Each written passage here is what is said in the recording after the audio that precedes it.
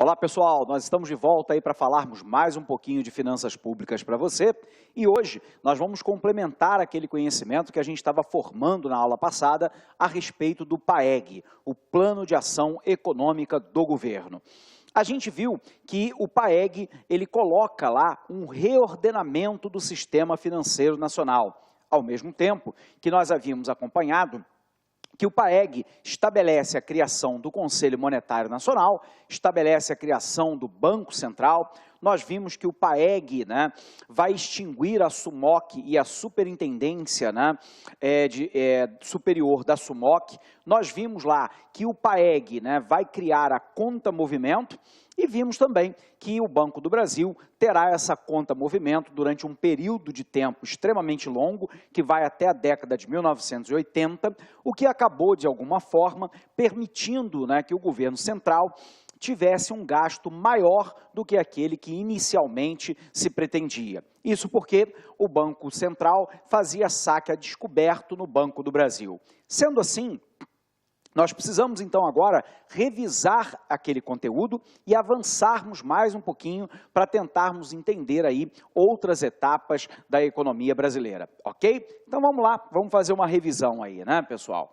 Então, a gente viu o seguinte, que a década de 1960 foi marcada por uma forte instabilidade política, De um lado, eu tive lá a renúncia de Jânio Quadros. A consequência imediata foi a assunção do João Goulart a presidente da República, porém, o João Goulart enfrentava uma forte resistência de pelo menos 5 grandes grupos. A alta cúpula da Igreja Católica, que acreditava que João Goulart flertava com o socialismo, com o comunismo, e nos países em que o comunismo e o socialismo foi implementado, nós tivemos uma perseguição das religiões. Segundo, nós sabemos que a alta cúpula dos militares, muito mais próxima dos militares norte-americanos, que não queriam aí um presidente de esquerda dentro do Brasil.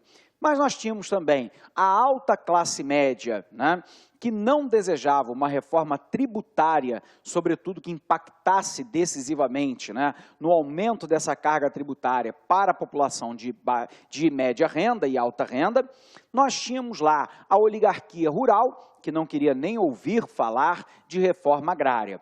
O resultado é que esses grupos todos unidos acabaram forçando João Goulart a, através de uma manobra das Forças Armadas, assumir uma posição de parlamentarismo no Brasil, onde o presidente assumiria apenas a função de chefe de Estado e um primeiro-ministro assumiria as funções de governo. A gente sabe que nesse mesmo momento foi estabelecido lá uma data para um plebiscito para saber se a população queria a continuidade do modelo parlamentarista ou se queria a volta do presidencialismo.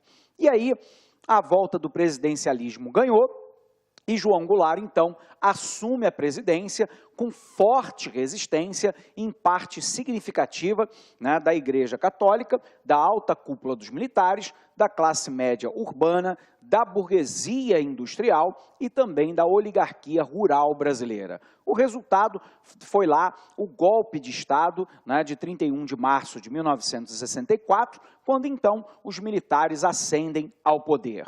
Então essa instabilidade política, ela acaba causando uma crise político-militar, o que acaba dificultando o cálculo econômico, além de retrair os investimentos no Brasil e, obviamente, as nossas taxas de crescimento econômico. Bom, a gente sabe, então, que nós temos alguns antecedentes. O primeiro desses antecedentes é o final da década de 1950, onde a gente vai assistir a uma aceleração da inflação. Essa aceleração da inflação muito focada no aumento do gasto público. Isso porque, durante o governo JK, 1956 a 1961, ele estabeleceu um plano de industrialização acelerada. E nesse plano havia necessidade que o governo atuasse como indutor dos investimentos, mas muitas vezes atuando também como um Estado empresário, ou seja, produzindo bens e serviços. Nesse caso, sobretudo, na geração de energia elétrica, também no setor de transportes, né? Mas o Brasil também atuou em larga escala na metalurgia pesada, na siderurgia pesada, no setor cimentício e outros mais. O resultado foi um elevado gasto público e o déficit público e o endividamento pressionando a economia brasileira. Por um outro lado, nessa época, você se recorda que nós tínhamos lá a lei da usura. E a lei da usura dizia que o governo não poderia pagar uma taxa de juros superior a 12% ao ano. Ora, dentro de um quadro inflacionário que chegou, né, ao patamar de 90% ao ano em 1964, óbvio que ninguém queria comprar título público porque ele renderia menos do que a inflação. Nós sabemos que o PAEG dá conta desse processo quando ele cria lá a ORTN, as obrigações reajustáveis do Tesouro Nacional, que na verdade é uma volta, né, na lei da usura, porque agora o governo federal continuaria pagando 12% de juros ao ano, porém também a variação da correção monetária, ou seja, a variação da inflação. O problema da ORTN é que nós acabamos abrindo a caixa de Pandora. Isso porque, se eu permito o reajuste dos títulos públicos, nós começamos a ter toda a economia querendo também reajustar os seus níveis de preço. E, portanto, nós tivemos aí a inflação inercial como uma fase muito importante do quadro inflacionário brasileiro. Tudo bem? Sendo assim, pessoal, né? Nós tivemos lá a crise política do populismo e econômica dentro de uma política de substituição de importações que vai durar no Brasil até a década de 1990. Nós tivemos o PAEG em 64 com basicamente duas linhas de ação, né? As políticas conjunturais, que foi basicamente uma política monetária e uma política fiscal contracionistas, ou seja, a diminuição do gasto público, o aumento da carga tributária, o aumento da taxa básica de juros, da taxa de redesconto, da taxa de compulsório e da venda de título público, para nesse combate gradual à inflação, poder então debelar um dos principais problemas brasileiros até aquele momento. E a gente sabe que a gente teve as reformas estruturais. Dentre elas, a mais importante foi lá o processo de reconfiguração do sistema financeiro nacional.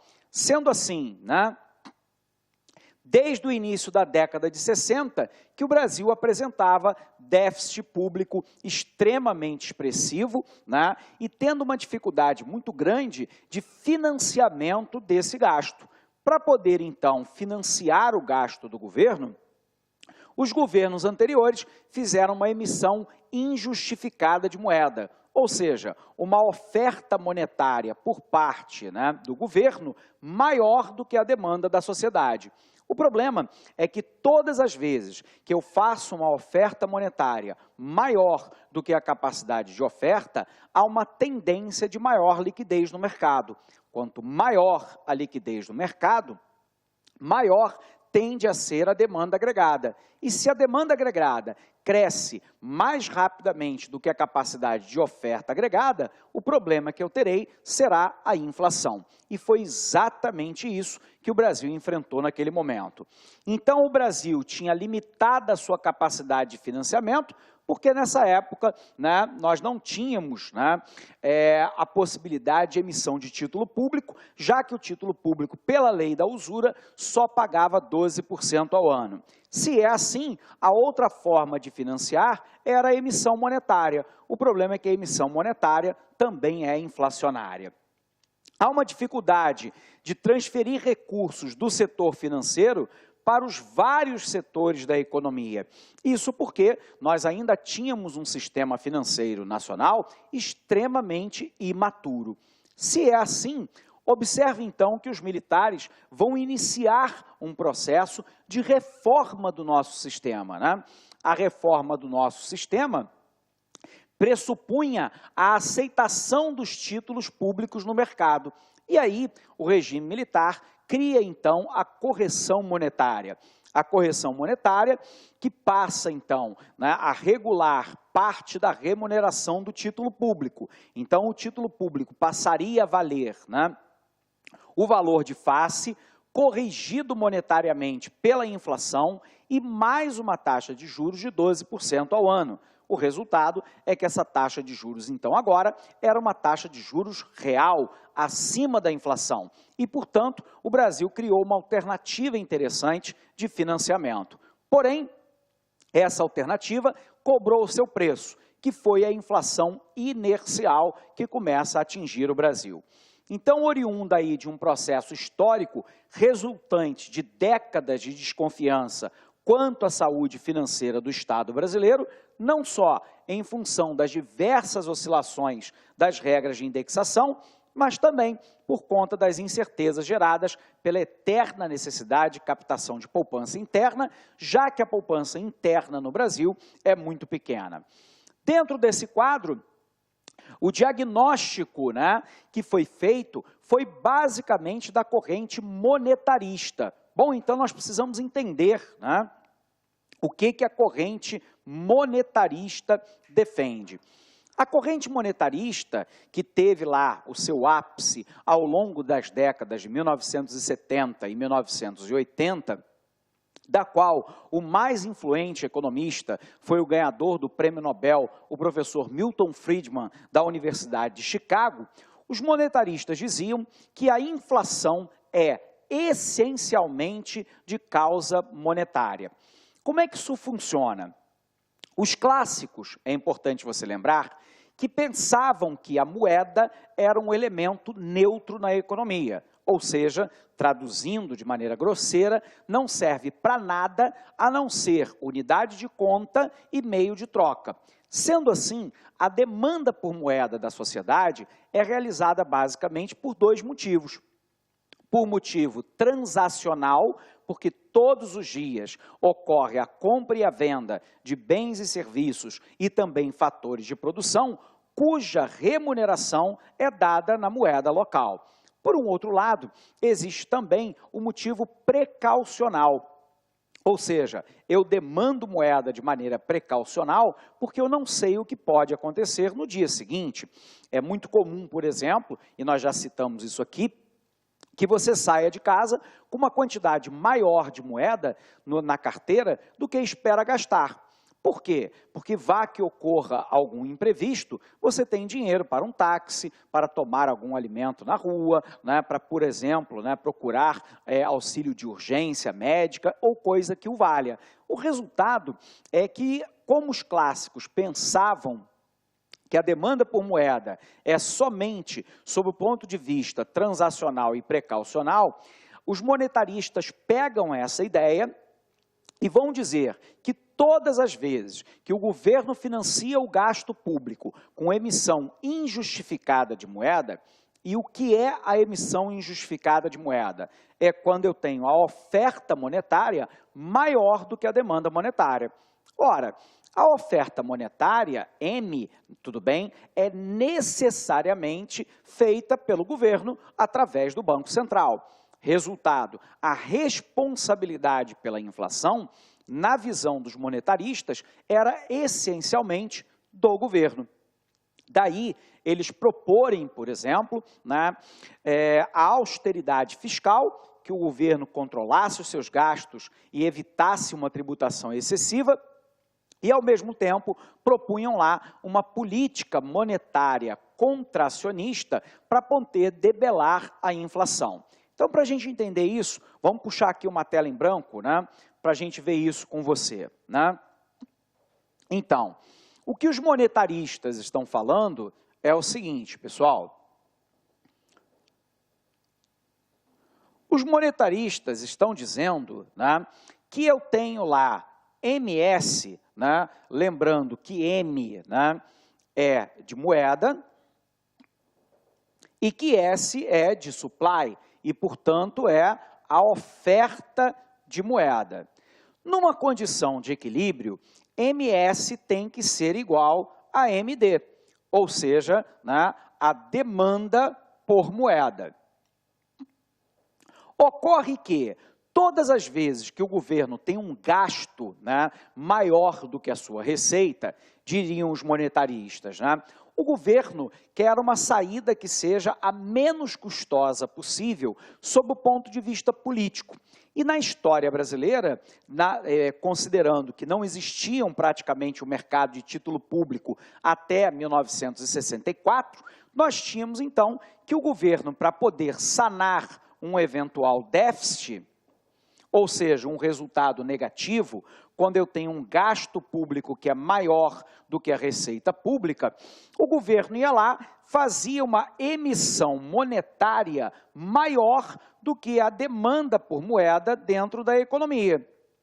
Ora, se a oferta monetária é maior do que a demanda, e se o governo tem o poder de senhoriagem, só ele emite moeda nova, óbvio que ele tapava o rombo, ao menos parcialmente, do déficit com essa emissão monetária. O problema é que os monetaristas vão dizer, todas as vezes que eu gero MS maior que MD, isso significa dizer que eu aumentei a liquidez da economia. Com maior liquidez dentro da economia, os agentes econômicos tendem a aumentar a demanda agregada. E se a demanda agregada for maior do que a capacidade de oferta no curto prazo, eu terei uma elevação do nível de preço e, portanto, eu terei inflação. Então, o diagnóstico, né, que prevaleceu durante o PAEG, lembrando que o PAEG dura lá de 1964 até 1968, 67, na verdade, nós temos lá que a identificação feita pelos economistas brasileiros é que o Brasil sofria de uma inflação basicamente causada pelo excesso de liquidez. E o excesso de liquidez era resultado do déficit público, porque o governo, para poder tapar esse déficit, um gasto maior que a receita, fazia uma emissão monetária maior do que a demanda. Se a emissão é maior do que a demanda, eu aumento a liquidez do mercado. Aumentando a liquidez do mercado, isso faz tendencialmente crescer a demanda. Se a demanda é maior do que a oferta, o nível de preço sobe. E se o nível de preço sobe, eu tenho inflação. Então, o diagnóstico era que o Brasil vivia, basicamente, uma inflação, né, causada pela emissão injustificada de moeda. Bom, então vem a pergunta, qual é a solução para essa questão? A solução proposta, né, é uma política fiscal e uma política monetária contracionista, né? Então, vamos botar aqui, né? Nós sabemos lá da política fiscal que ela goza de dois instrumentos, né? De um lado o gasto público e do outro lado a tributação, e nós sabemos que a política monetária ela goza de 4 instrumentos, né? Nós temos lá a taxa básica de juros. Do outro lado, eu tenho a taxa de redesconto. Tenho ainda a taxa de compulsório. E, finalmente, eu tenho o mercado de título público. Mercado de título público. Observe, então, o seguinte, se o governo entende, né, que no PAEG a inflação era basicamente uma inflação causada pela expansão monetária, o que vai se propor? A austeridade fiscal e uma política monetária contracionista.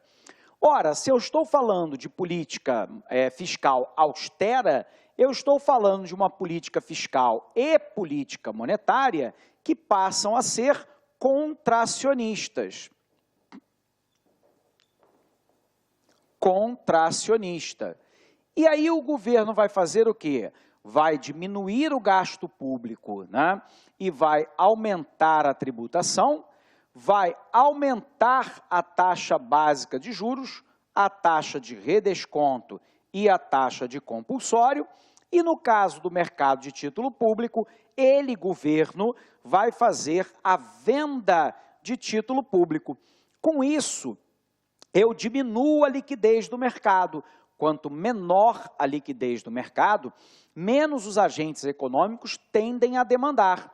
Se houver, então, uma queda da demanda agregada, se essa demanda agora for menor do que a oferta agregada, a tendência do nível de preço é cair. E se o preço cai, eu controlo a inflação.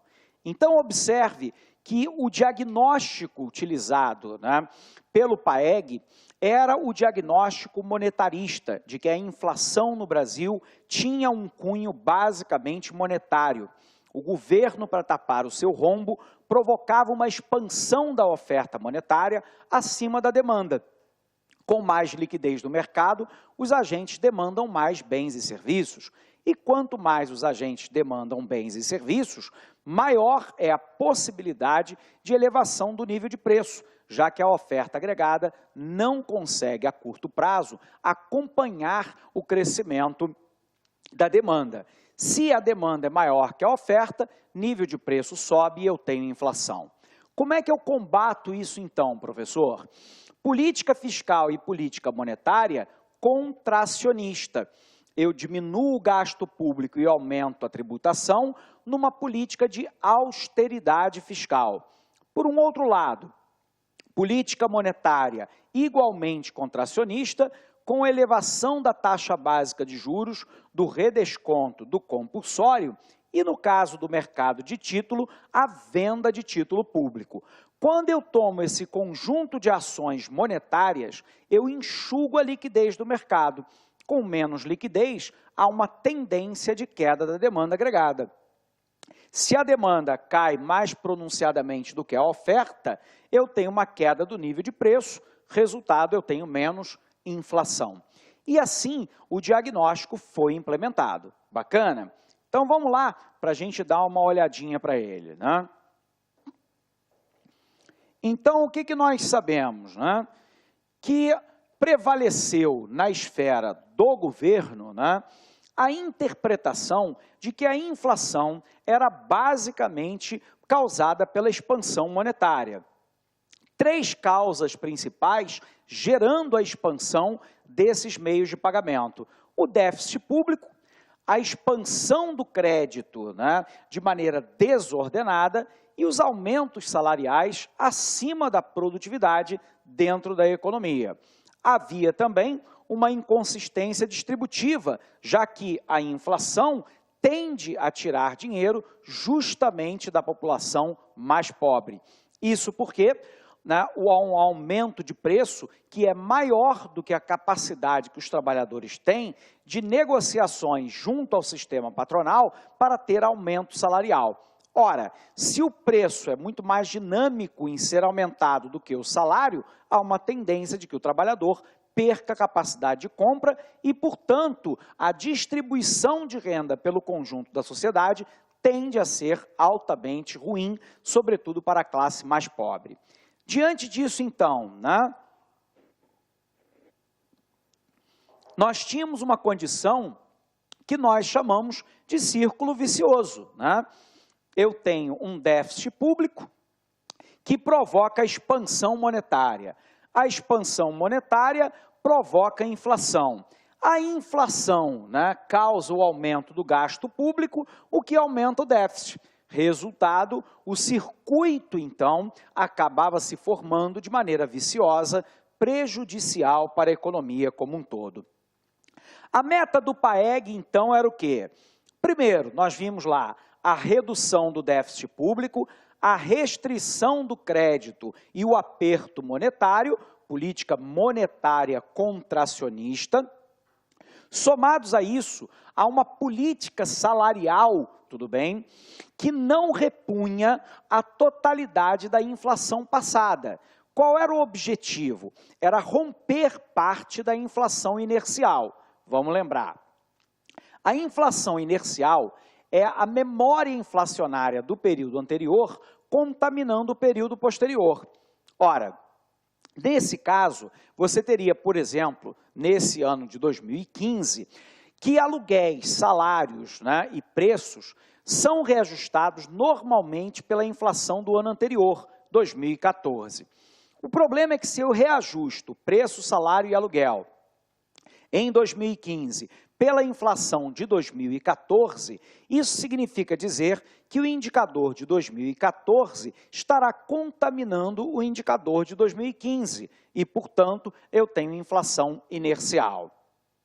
O ideal, então, seria que preços, salários e aluguéis não fossem reajustados pela inflação passada, e assim a inercialidade da inflação poderia ser paulatinamente eliminada. O problema é que o governo ele vai lá determinar os reajustes salariais agora de maneira anual e não prevendo a recomposição, né, exata da inflação passada.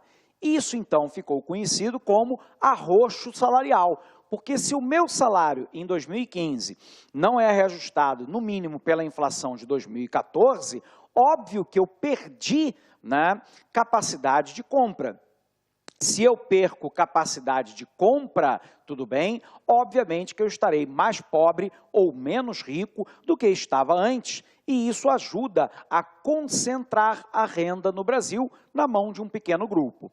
Por um outro lado, como os salários não foram reajustados integralmente pela inflação passada, significa então dizer que o custo real, né, de produção no Brasil teve uma diminuição, o que vai permitir então, né, aos empresários um acúmulo de capital financeiro para poder aumentar o investimento, fazer a formação bruta de capital, a compra de máquina, equipamento, ferramenta, né, e instalações, que vai permitir um crescimento futuro. Observe, contudo, que esse crescimento futuro, quem está pagando a conta dele é justamente a classe trabalhadora, que não teve os seus salários reajustados na mesma proporção e velocidade do aumento do nível geral de preços. Tudo bem? Então, a gente sabe que durante o regime militar surgiu lá a correção monetária e a indexação no Brasil, né? Então, o programa de aceleração econômica do governo visava lá amortecer a taxa inflacionária, buscando restaurar o equilíbrio de 1966, acelerar a taxa de crescimento econômico, que foi interrompida no período 62-63, e aliviar os desequilíbrios setoriais do Brasil nas tensões criadas pela desigualdade social. Dito isso, a política de redução do déficit fiscal, falamos sobre isso, né? A política fiscal contracionista, medidas de austeridade fiscal, uma política tributária destinada a fortalecer a arrecadação e combater a inflação. Observe aí, né, que nesse momento o regime militar faz uma ampla reforma tributária. Nessa reforma tributária foi criado, por exemplo, o ICM, que é o Imposto sobre Circulação de Mercadoria, que mais tarde acrescentará o S para ICMS, Imposto sobre Circulação de Mercadorias e Serviços, basicamente como principal tributo estadual. O ISS, Imposto sobre Serviço, o principal tributo municipal, e nós vamos perceber que há uma forte concentração de tributos na esfera federal. Bom, a pergunta é, qual é o motivo, né, para essa concentração no governo central? O motivo, pessoal, é muito simples. O regime militar criara lá o Fundo de Participação dos Municípios e o Fundo de Participação dos Estados. Como eu tenho uma centralização tributária no governo federal, o governo federal, né, obviamente, vai distribuir ao menos parte desses recursos para os municípios e para os estados, cujos gestores públicos, governadores e prefeitos, apoiassem o governo.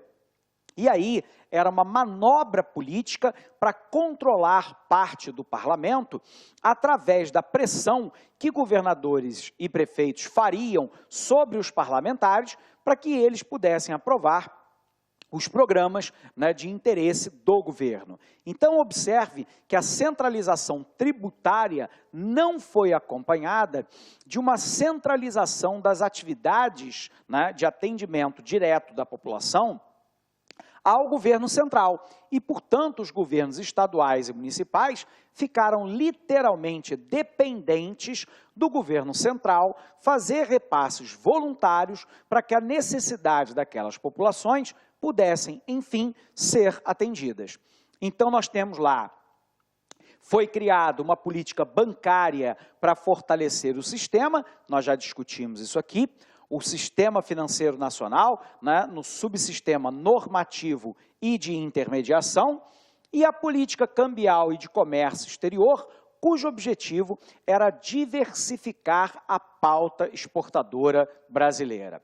Bom, visto isso, nós temos aqui, né, dívida interna, carga tributária entre 64 e 1980, observe que a dívida interna sai de um patamar em 1964 para 0,6% e na década de 1980 ela já estava em 6,7% do PIB. A carga tributária sai de um patamar de 17% do PIB para 24%. O crescimento do PIB variou ao longo do período, mas basicamente de 3,4% para 9,2%. No entanto, a inflação, né, sempre no percalço do Brasil, de 92% ao final do período, em 110% ao ano. Bom, olá, meus amigos, olá, minhas amigas. Gostou da aula do professor Alex Mendes? Quer continuar assistindo essa videoaula e muito mais? Então, convido você a acessar nosso site laconcurso.com.br, que lá você vai encontrar o curso Atenção completaço do professor Alex Mendes, mas completo mesmo, que você pode atender, que te atende a diversos concursos no Brasil todo, por apenas R$60. É isso mesmo, né? R$1 por dia, tá certo? 60 dias de acesso, você vai ter direito aí a este super curso do professor Alex Mendes. Venha estudar conosco, você não vai se arrepender, porque aqui você tem o melhor custo-benefício da internet. Forte abraço, tchau, tchau.